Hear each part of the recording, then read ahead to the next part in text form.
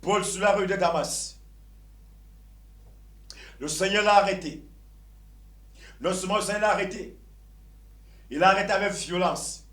Il est tombé aveugle. Paul ne voyait pas.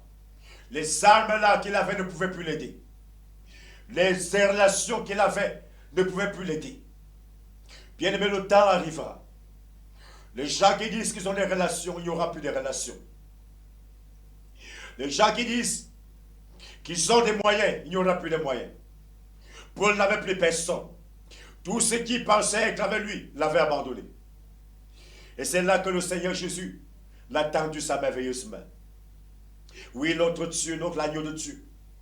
Il lui a tendu la main d'un père.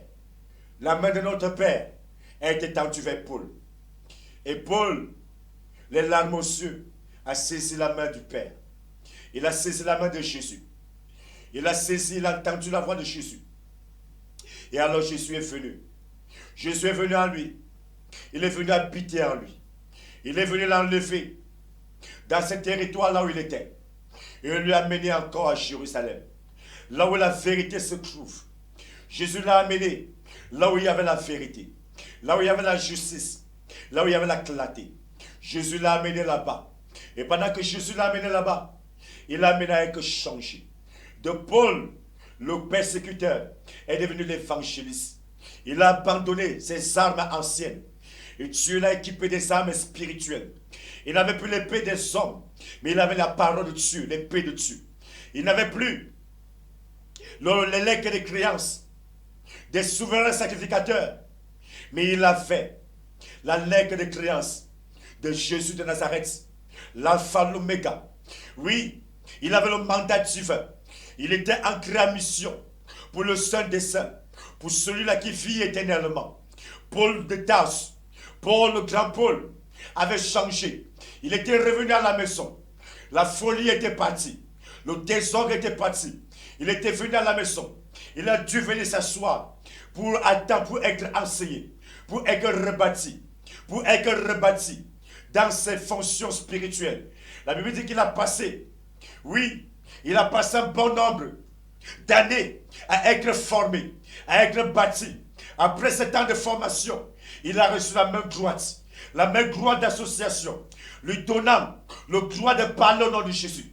Il a reçu ce gloire. Il a reçu l'autorité de parler au nom de Jésus.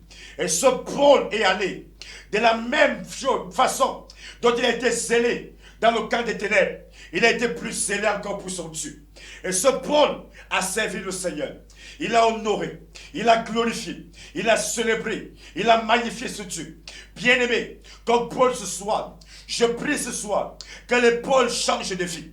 Que les hommes qui étaient plongés hier dans le désordre, dans le mépris des hommes de Dieu, dans l'immoralité, dans les abominations multiples, qui se tournent vers l'Éternel, qui se tournent vers le Dieu Saint, qui se tournent vers celui-là qui est capable de résoudre les problèmes. Bien-aimé ce soir, viens vers Jésus, va vers lui, tu verras sa gloire, tu verras son règne, tu verras sa parole s'accomplir dans sa vie.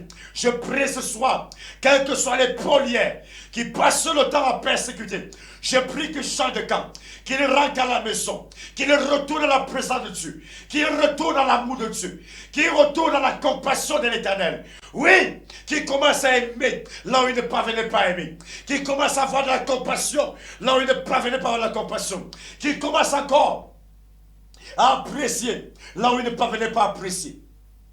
Bien-aimé ce soir, retourne encore, retourne. Jésus-Christ attend les bras ouverts. Ton sauveur, ton roi, il a besoin de toi. Jésus t'attend, toi qui m'écoutes ce soir. Jésus t'attend, les bras ouverts, il attend que tu reviennes. Les bras ouverts, il attend que tu te répandes. Il attend que tu abandonnes les voies négatives que tu as empruntées et que tu t'adonnes à lui. Fais-le ce soir. Livre-toi à Jésus. Soumets-toi à lui. Abandonne-toi à ses mains.